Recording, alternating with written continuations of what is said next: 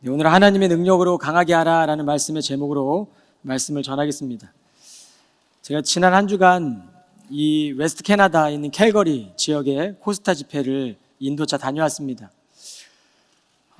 하나님을 만나는 그 자리, 또 간절하게 예배하는 청년들의 눈물, 또 찬양하는 모습들을 보면서 저도 같이 눈물을 흘리면서 기도하고 찬양하다 보니까 제가 사랑을 주러 갔는데 오히려 더 많은 사랑을 받고 오고, 또 복음을 전하러 갔는데 제 안에 숨겨져 있던 복음이 깨어나는 그런 귀한 시간을 보내고 왔습니다. 저도 그 시간 동안에 이 보스턴을 위해, 또 우리 캠브리지 한인교회를 위해 많이 기도하는 그런 시간을 가졌습니다. 간절한 기도는 우리의 삶을 회복하는 은혜가 있습니다. 이 캘거리 지역이 참 연합이 잘 되더라고요. 밴쿠버에서도 비행기 타고 온 청년들도 있고, 또 3시간 정도 떨어진 에드먼턴에서도 교회들이 함께 연합해서 이 캘거리 지역에서 함께 이렇게 집회를 여는데, 하나님의 나라의 모습이 이런 거구나, 우리가 함께, 지역은 다르지만 함께 모여서 하늘 가족이 되는 것이 이런 것이구나 라는 생각을 가지고 왔습니다. 9명의 스피커들이 청년들에게 하나님 나라를 전하면서, 또 하나님을 만나고자 하는 이들에게 복음을 전하면서, 복음 안에는 우리의 신앙의 결이 달라도 또 하나님 안에서 이 하나님의 신비를 누리는 그런 시간이 되는구나 라는 생각을 해보았습니다. 여러분, 오늘 에베소 6장은 바울이 사랑하는 에베소 교우들에게 편지를 하는데, 이제는 마지막으로 이 편지를 마치면서 당부하는 권면입니다. 자신의 이 편지를 마무리하면서 여러분, 주 안에서 주의 강한 능력으로 담대해지십시오. 끝으로 당부를 드립니다. 여러분, 이 글귀에서 바울의 마음이 느껴져야 돼요. 목회 여정에서 보면 관계를 맺은 교우들이 다른 지역으로 이주하거나 한국으로 돌아가는 경우가 있습니다.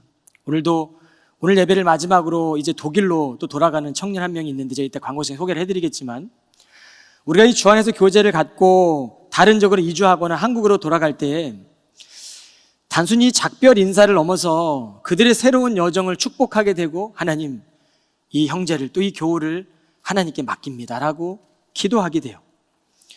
우리의 모든 만남에는 시작이 있고 헤어짐이 있습니다. 유한한 인간이기 때문에 그렇죠. 성경은 인간의 본질이, 또 성경의 본질적인 가르침은 누구에게나 만남이 있음, 헤어짐이 있다는 것을 전해주고 있어요. 예외가 없습니다. 우리는 주어진 이 시간 속에서 살다가 하나님이 부르시면 언제든지 하나님 앞에 서야 될 유한한 존재들이잖아요. 그런데 우리가 주 안에서 만남을 갖게 되면 만나고 헤어지는 일 가운데서도 우리의 믿음은 더 깊어지고 우리의 믿음은 더 성장하게 되는 것 같습니다. 이맘때가 되면 자녀들을 유학 보내며 부모님들이 제게 편지를 보내게 되고 이메일로 받게 될 때가 있습니다. 꿈을 이루기 위해 낯선 땅으로 향하는 자녀를 위해 기도하는 부모의 절절한 마음이 느껴져요. 그렇게 자녀를 떠나 보내는 것이, 이제는 내가 이 자녀를 돌보는 손길 안에 있었지만 이제 내가 그 삶의 주인이 내가 아니라 하나님이심을 인정하며 그런 마음으로 이제는 자녀를 뻗어보내게 되죠. 하나님이 인도하심의 품으로 맡겨드리는 기도하는 마음으로 편지를 보내는 것을 저는 느낄 수가 있습니다. 모세가 태어난 시기는 바로가 히브리 민족의 번성을 막기 위해 산하 제한 정책을 썼어요. 태어나는 신생 아이들 가운데 남자애들 다 죽이라는 명령을 내립니다. 그때 모세가 태어났습니다. 그런데 히브리서의 기록에 의하면 믿음으로 모세가 낳았을 때에 그 부모가 아름다운 아임을 보고 석 달 동안 숨겨 왕의 명령을 무서워하지 아니하였으며 라고 기록하고 있어요. 이게 어떤 의미입니까? 모세가 태어났다는 시대는 암울했어요. 모세의 어머니에게도 동일했습니다. 그런데 하나님을 향한 절대적인 신뢰와 하나님의 뜻이 아들에게 이루어지기를 기도했던 어머니는 왕의 명령에도 불구하고 석 달을 숨기다가 이제는 자신의 손길로 도저히 할 수 없는 아이가 울음이 커지기 때문에 하나님께 맡겨드리는 장면에서는 하나님을 향한 그 어머님의 믿음과 하나님의 인도하심이 진하게 교차되는 장면입니다. 그런데 여러분, 우리가 살아가는 이 세상도, 이 사회도 이러한 일들이, 영적인 일들이 일어나고 있어요. 첫째로 우리는 영적 전쟁의 성격을 바로 알아야 합니다. 11절로 13절에 보면 마귀의 계략에 당당히 맞설 수 있도록 하나님의 무기로 온몸을 무장하십시오. 우리가 싸워야 할 적들은 살과 피를 가진 인간이 아닙니다. 우리의 적들은 이 어둠의 세상을 지배하는 통치자들과 권력자들, 그리고 하늘에 있는 악한 영들입니다. 그러므로 여러분은 하나님의 무기로 온몸을 완전히 무장하십시오. 그래야만 악한 날에 마귀의 세력에 맞서 능히 싸워 이길 수 있고, 또한 모든 일이 완성된 후에 굳건히 서 있을 수 있게 될 것이기 때문입니다. 여러분, 대부분의 사람들은 평화를 추구하면서 살아가지만 우리는 이 치열한 현실 가운데서 갈등과 어려움을 겪습니다. 그런데 오늘 바울은 우리가 싸워야 될 적들은 살과 피를 지닌 인간이 아니라고 말씀합니다. 우리가 싸울 것은 세상의 권세자들도 아닙니다. 오히려 성경은 세상의 권세자들과 위정자들을 기도하라고 말씀해요. 원수까지 사랑하라고 말씀합니다. 그런데 오늘 우리가 싸워야 될 것은 어둠의 권세, 맞서 싸우라고 권면하는 거예요. 우리가 살아가는 오늘날 시대는 돈이 하나님의 자리를 차지한 시대입니다. 하나님의 힘보다 돈의 힘이 더 크다라고 우리는 인정하는 시대를 살아가고 있습니다. 그러므로 돈은 성도들의 삶에도 철저하게 침투해서 우리의 믿음을 흔들어요. 교회도 흔들고, 가정도 흔들고, 청년의 시기 때도 흔들고, 아니 노년의 때가 온 사람들도 이 돈은 우리의 마음을 흔듭니다. 오늘날처럼 5,000년 역사 가운데 한국이 복을 받은 적이 없습니다. 부강해지고 K푸드, K컬처, K 여러 가지 드라마들이 전 세계에 각광받는 시대가 됐습니다. 그런데 오늘날 시대는 하나님이 복음 전하라고 주시는 시대예요. 한국 민족이 갖고 있는 복음의 열정이 전 세계에 갈기를 원한다는 하나님의 뜻이지 않겠습니까? 여전히 문화를 통해, 푸드를 통해, 드라마를 통해 역사하는 그 세상의 일들이 아니라 우리는 각광받고 있는 시대 가운데 한 민족이 오늘 하나님 나라를 확장시키는 그런 주님의 사명을 발견할 수 있게 되기를 주의 이름으로 축원합니다. 그래서 바울은 믿음의 전신갑주를 입으라고 말씀해요. 믿음은 우리가 살아가는 세상을 초월하는 게 아닙니다. 우리가 살아가는 세상을 부정하는 것도 더더욱 아닙니다. 우리는 의식주를 포기하고 살아갈 수 없어요. 제가 만일 40자를 오늘 금식하고 이 자리에 왔다면 저는 말씀을 전할 힘이 없을 겁니다. 우리는 의식주를 포기할 수 없어요. 우리는 먹어야 됩니다. 우리는 입어야 돼요. 우리는 살아가야 합니다. 그런데 어떻게 살아가느냐, 무엇을 위해 먹느냐, 무엇을 입어야 입느냐라는 것을 우리는 점검해야 됩니다. 성도는 세상 속으로 들어가 그리스도의 선한 영향을 가지고 살아야 되지 않겠습니까? 그러기에 오늘 우리가 말씀을 듣는 거예요. 하나님 말씀을 마음에 심는 겁니다. 말씀은 지금도 여전히 동일하게 역사하시지만 말씀을 듣는 건 우리의 믿음의 결단입니다. 우리가 가지고 있는 욕구를 하나님을 향한 방향으로 초점을 두십시오. 우리가 살아가는 삶의 방향을 하나님의 말씀에 초점을 두시길 바랍니다. 하나님은 우리가 살아가는 세상을 사랑하셨어요. 이 세상을 사랑하사 독생자를 주셨으니 라고 하는 이 말씀의 세상은 우리가 살아가는, 만나게 되는 모든 사람들을 뜻해요. 그러므로 오늘 우리가 이 말씀을 듣고 난 뒤에 우리는 이 말씀을 듣는 우리만이 아니라 말씀을 듣지 못하는 사람들에게 복음을 전하는 사람들로 살아가야 돼. 이것이 바로 세상을 살아가는 크리스찬의 모습입니다. 그런데 성경은 세상을 또 사랑하지 말라라고 말씀해요.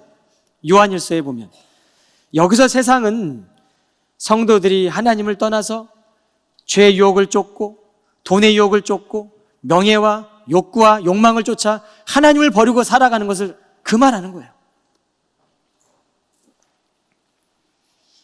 악한 영은 인간의 연약함을 너무나 잘 알기 때문에 우리를 잘 파악하고 있어서 여러 가지 방법으로 교회를, 성도를 또 연합하는 것을 흔드는 거예요.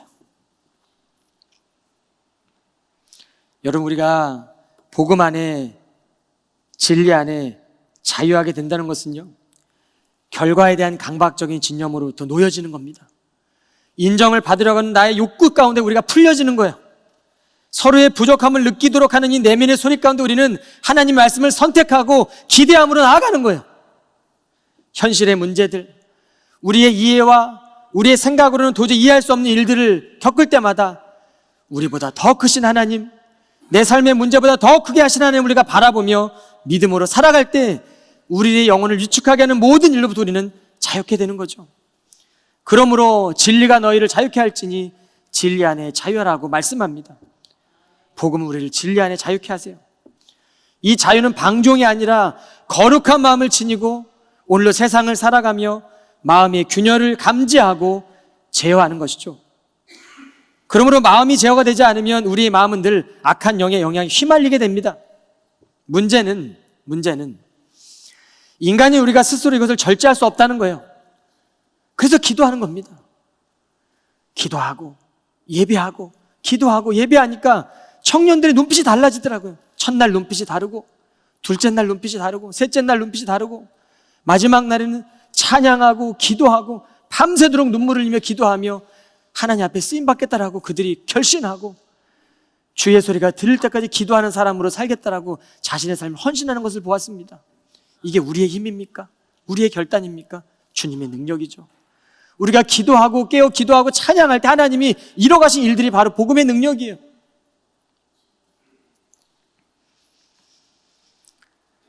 여러분, 영적인 예배는 오늘도 우리에게 하나님에 대한 복음을 분명하고도 명확하게 전해줍니다. 문제는 우리가 듣지 않기 때문이에요. 우리 안에 없는 또 다른 차원의 예배, 삶의 예배, 삶의 실천. 예배가 끝나고 난 뒤에 우리가 이제 살아가는 우리의 삶에서 지체들을 존중하고 지체들을 사랑하는 것도 예배의 연장이에요. 이것이 바로 영적인 싸움입니다. 그러므로 마귀의 계략에 맞서는 것은 우리가 밀어내는 것이 아니라 막아주고 품어주고 감싸주는 거예요. 깨어진 심령들 우리가 품어주면서 그들 가운데 복음의 능력이 무엇인지를 우리가 가르쳐주는 것이 바로 영적인 전쟁입니다. 그러므로 성령은 그 마음 품고 살아가는 교우들에게 함께 하시고 보호해 주시고 잘 섬길 수 있도록 힘주시고 복음의 능력에 굳게 설 수 있도록 주님 우리 가운데 하나 되게 하시는 것이죠. 둘째는 영적 전쟁을 위해 성도들이 준비해야 될 것이 있습니다. 14절로 17절입니다. 그러므로 이제 여러분은 굳건히 서서 진리의 허리띠로 허리를 동이고 의의 갑옷과 가슴마기로 가슴을 가리고 발에는 평화의 복음을 널리 전할 수 있도록 신발을 신고 또 이 모든 것에 더하여 손에는 믿음의 방패를 들도록 하십시오. 그래서 그 방패로 악한 자가 쏘는 불화살을 막아 꺼트릴 수 있어야 합니다. 그리고 머리에는 구원의 투구를 쓰고 무엇보다 하나님의 말씀인 성령의 칼을 손에 쥐십시오. 여러분, 우리는 영적 전쟁이라고 하면 세상 곳곳에 일어나고 있는 전쟁의 이미지를 떠올려요. 그래서 우리는 영적 전쟁을 하며 서로 싸우려고 그러고 이기려고 그러고 무너뜨리려고 합니다. 왜냐하면 이겨야 되니까. 우리가 이겨야 살아남으니까. 그런데 여러분, 이 영적 전쟁은요, 우리가 생각하는 이런 차원의 전쟁이 아니라 초자연적인 존재 앞에서 우리의 본성과 연약함은 아무것도 할 수 없다는 것입니다. 여러분, 우리가 어떻게 마귀 와서 이길 수 있겠습니까? 마귀는 하나님과 닮은 영적인 존재인데, 그러니 우리는 마귀 와서 이길 수가 없어요. 100번 100패입니다. 싸울 수 없는 전쟁이에요. 그러나 싸울 수 있는 힘이 있는데 인간의 능력을 넘어 악한 자의 전쟁에서 이길 수 있는 것은 바로 우리가 그리스도를 의지하는 겁니다. 그리스도 안에 거하는 겁니다. 복음을 믿고 문제를 바라보는 것이 아니라 하나님의 능력을 의지하며 걸어가는 거예요.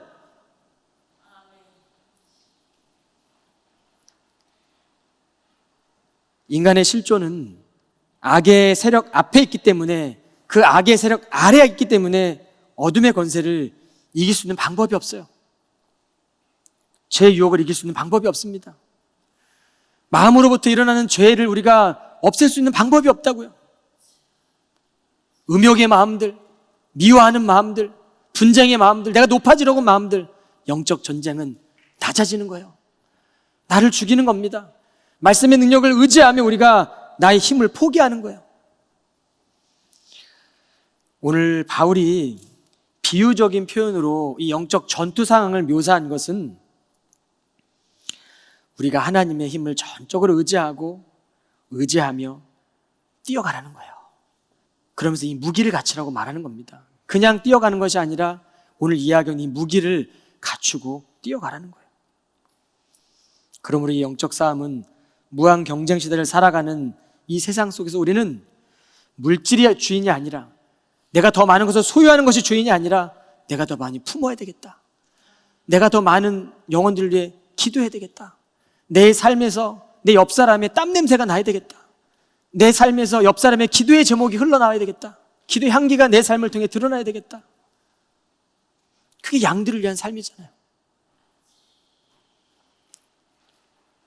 한 영혼을 향한 마음들, 원맨 비전. 여러분, 한 영혼 한 영혼이 살면 천하보다 귀한 그 하나님의 마음으로 놀랍게 역사하지 않겠습니까? 하나님, 우리가 한 영혼에 집중하지만 하나님은 여러분 중에 한 사람 다 찾아가시잖아요. 우리 하나님은. 우리는 부족하지만 하나님은 동시에 다 찾아가시지 않습니까? 한국에 계신 예배하는 성도들에게도, 미국에도, 캘거리 땅에도, 보스턴 땅에도, 지금 이 자리에 있는 각자 모든 사람들에게 지금 다 찾아가시잖아요. 우리가 마음의 문을 연다면.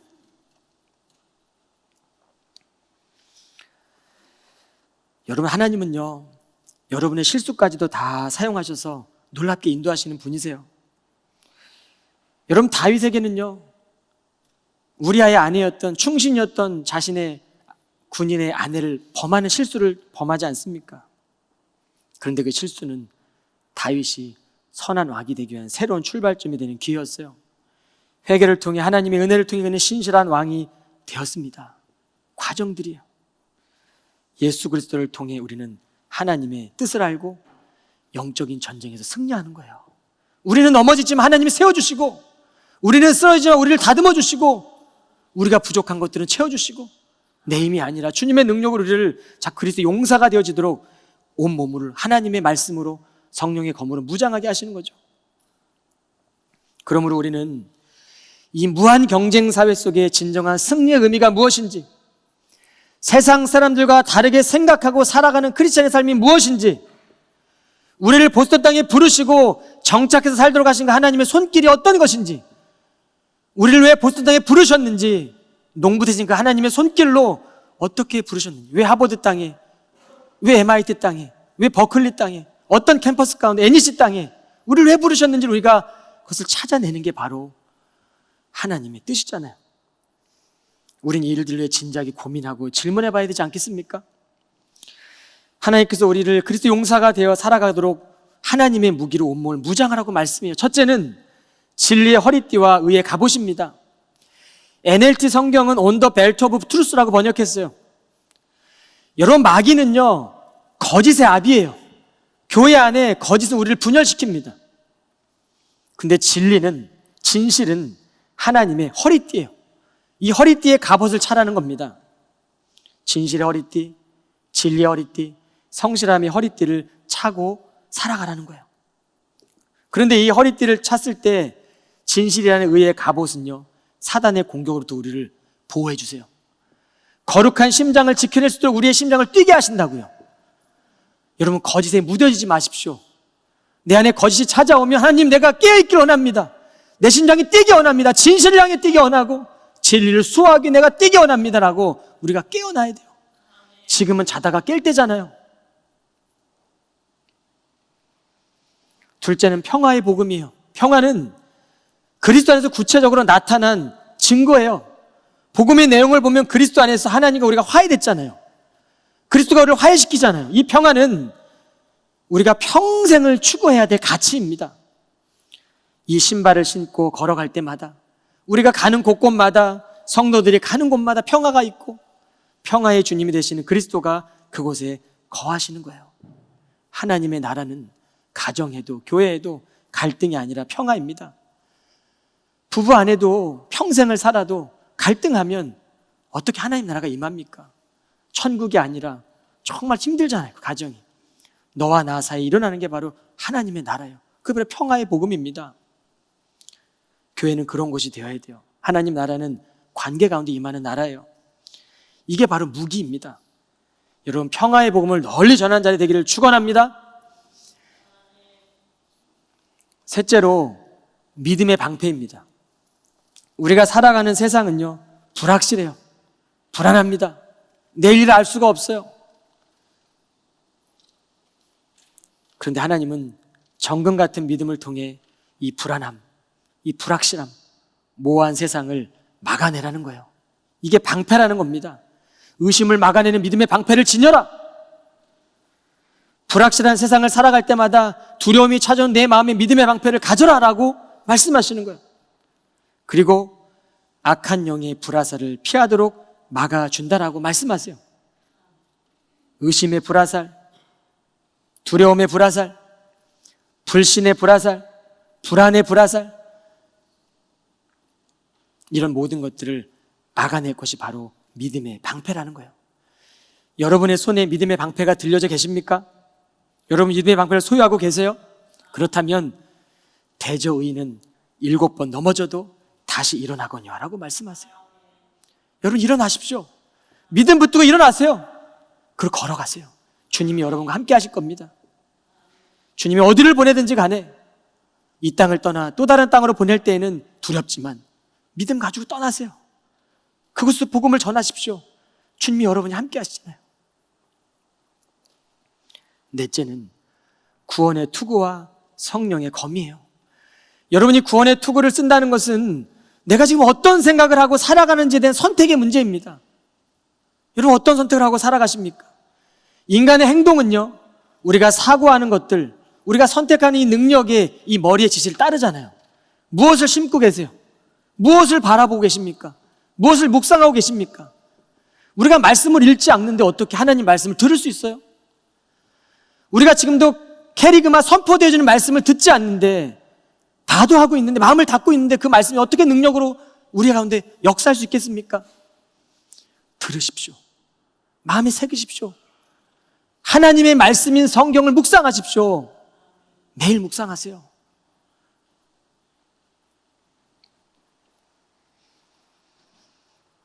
여러분, 구원의 투구는요, 우리의 삶의 가치를 변화시키세요.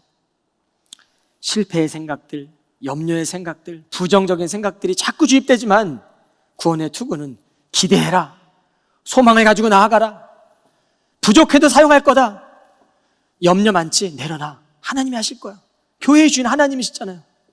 누구도 아닙니다, 교회의 주인은. 우리가 그렇게 주님 의지하면서 걸어갈 때 하나 될 때 역사가 일어나는 거예요. 그리고 성령의 검은 말씀이에요, 말씀. 여러분 마음에 새겨진 구절은 몇 구절이나 계십니까? 12시 1분 되면 어떤 말씀이 생각나요? 저는 로마서 12장 1절 말씀이 생각납니다. 오후 2시 22분 되면 여러분 어떤 말씀이 생각나요? 저는 에베소 2장 22절 말씀이 생각나요.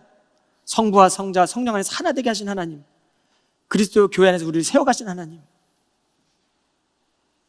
3시 16분 되면 요한복음 3장 10절 말씀이 생각나요. 구구절절 24시간 시간마다 때마다 분마다 순간순간마다 여러분을 인도하는 손때 묻은 말씀의 구절도 여러분의 삶을 인도하시길 주님으로 축원합니다. 여러분 말씀은요, 하나님의 언어예요. 신의 언어라고요. 하나님의 음성입니다. 그 말씀이 우리를 바른 길로 인도해 주세요. 여러분 믿음이 없이 하나님의 말씀을 보면 글자에 불과하지만 믿음의 안경을 끼고 말씀을 보면 우리에게 눈물을 주세요. 깨닫게 하신다고요.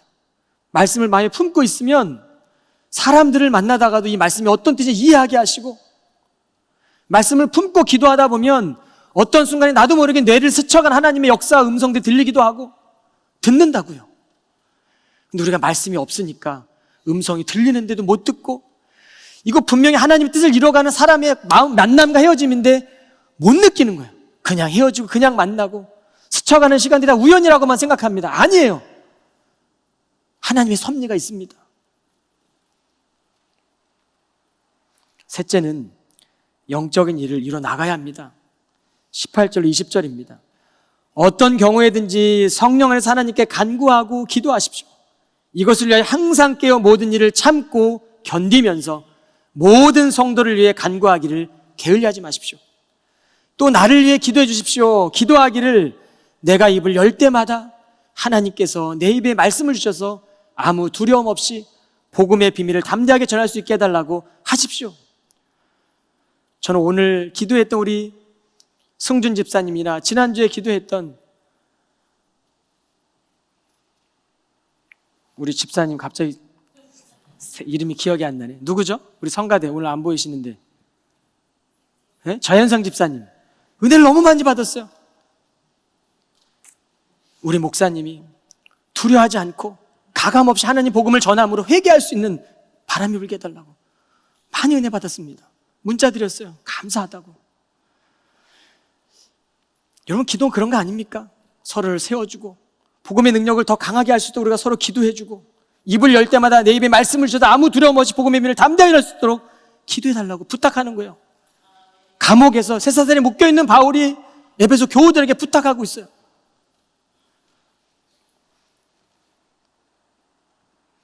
여러분, 제가 타지에 있으니까 우리 장로님이 문자를 보내주셨어요.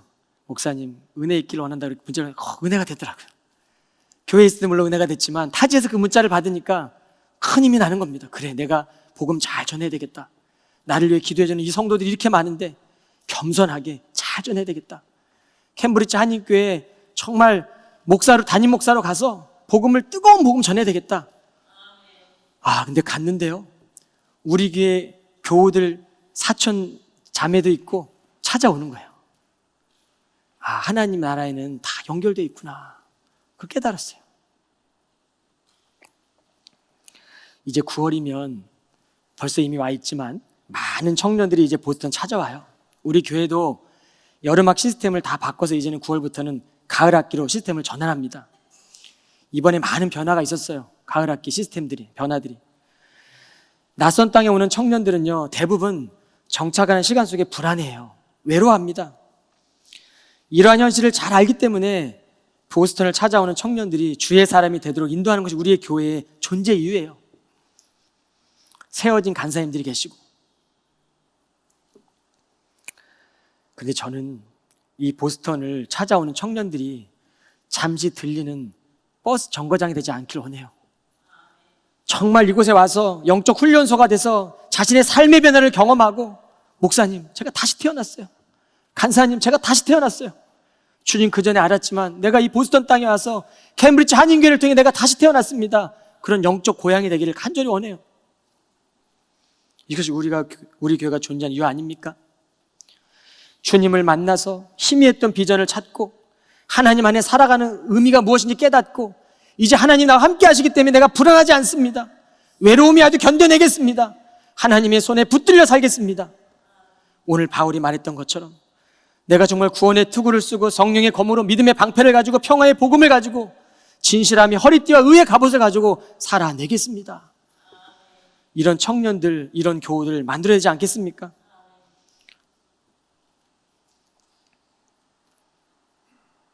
여러분, 깨어 기도해야 돼요. 하나님의 손에 붙들릴 때 우리는 아름다운 인생을 살게 됩니다. 하나님의 손에 붙들릴 때 깨어진 인생 회복되고, 깨어진 인생의 퍼즐이 맞춰지고, 깨어졌던 마음이 회복이 되는 거예요. 여러분, 성령 안에서 간구하며 기도하십시오. 성령 안에서 두려움 없이 복음의 비밀을 담대히 전하십시오. 건강한 교회는 서로 맞는 말, 옳은 말 많이 하는 게 아니에요. 성령이 주시면 맞는 거 옳은 거 다 깨닫습니다. 너무 맞는 말 많이 하면 상처가 돼요. 네. 그냥 품어주고 감싸주고 그러다 보면 우리가 하나 되잖아요. 그러다 보면 우리가 깨어 더 기도하게 되고 하나님 계획을 믿고 모든 일을 참고 견디며 영적 전투에서 승리하게 됩니다. 여러분, 아픔의 자리, 또 외로움의 자리 있을 거예요. 여전히 여러분 말씀을 들어도 여전히 삶의 문제들이 여러분의 마음 가운데 찾아올 거예요. 그러나 오늘 바울의 말씀을 기억하세요. 그리고 나에게 주어진 일을 성실하게 해 나가십시오. 왜 힘든 일이 없겠습니까? 왜 일상의 자리에서 우리 가운데 어렵게 하는 일들이 없겠습니까? 당연히 있죠. 우리가 연약한데. 그래서 주님 안에 있어야 돼요. 주의 말씀 안에 붙들려야 됩니다. 모든 인간은 다 살아가면서 자신의 삶을 지탱해 줄 것을 찾아요. 이것이 그들의 구원의 대상입니다. 그런데 성도는 달라요. 욕망이 구원의 대상이 아니고, 학식이 구원의 대상이 아니고, 우리의 지적인 이해가 구원의 대상이 아니고, 돈이 구원의 대상이 아니잖아요. 우리의 구원의 대상은 예수 그리스도입니다.